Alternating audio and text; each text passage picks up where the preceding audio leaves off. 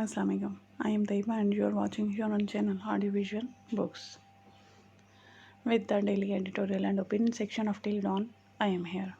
It is next item Bihar and Onward by Javed Naqvi. It is 30th June 2020. Let's start today's opinion.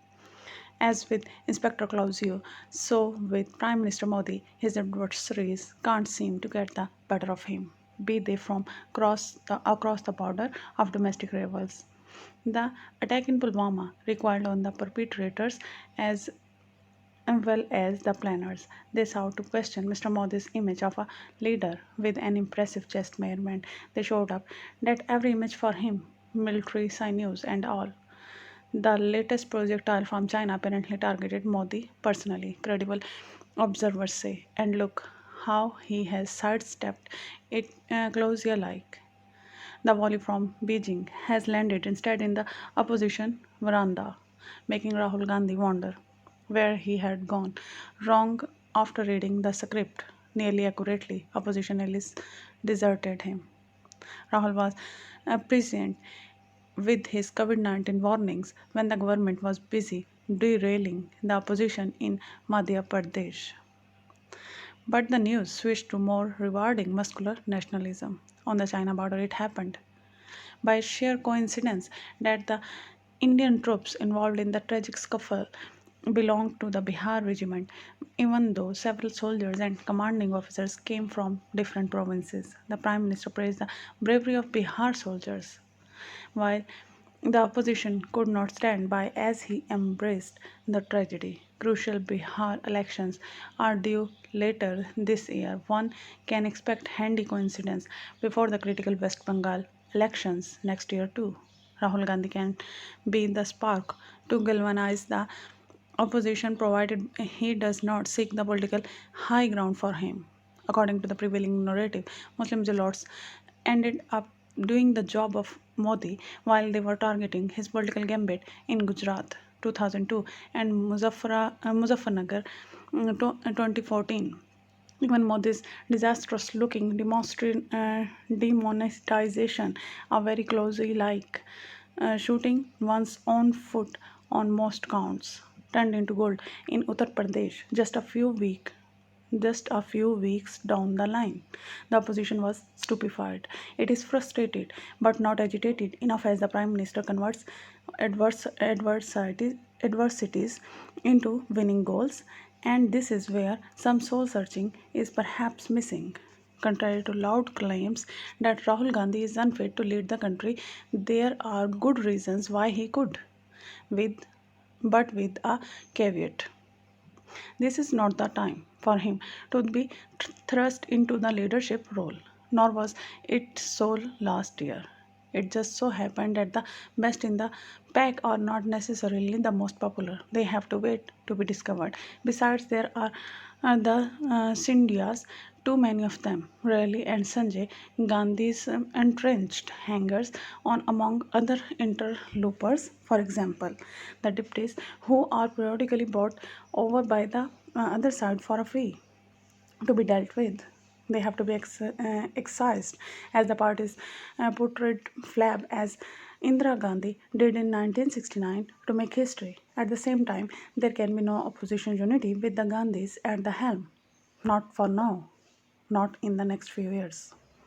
To be clear on facts, one must junk the cultivated myth of Gandhis as seething with ambition. The unceasing claims are not supported by history. Take the day when Sonia Gandhi unsuccessfully pleaded with her husband not to step into his mother's shoes when she was assassinated in 1984.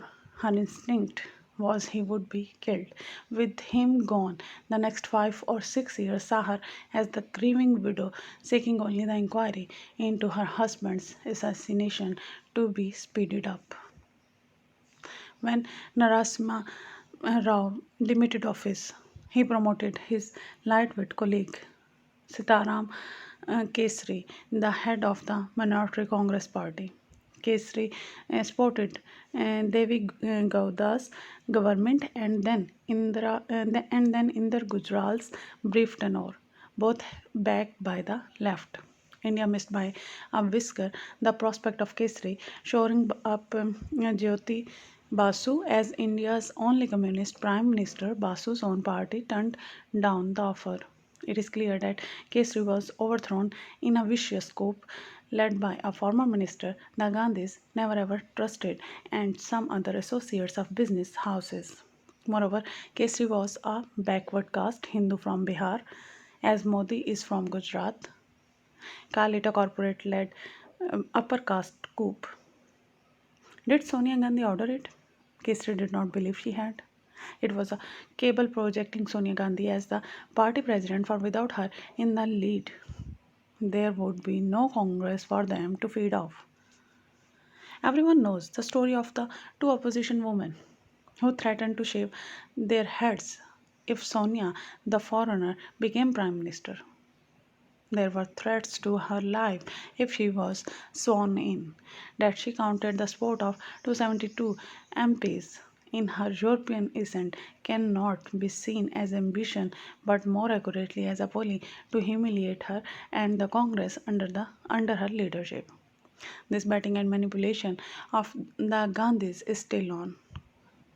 They have been stripped of their security cover, which was mandated by an act of parliament.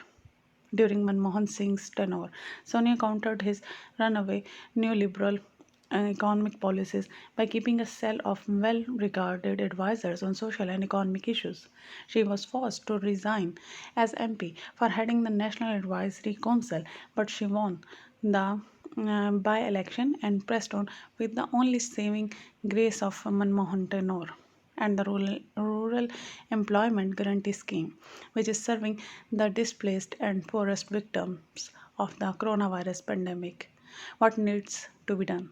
The Congress is at its best when equidistanced from power blocs. Indira Gandhi charmed Reagan and Brezhnev alike. It must avoid needling Modi over China.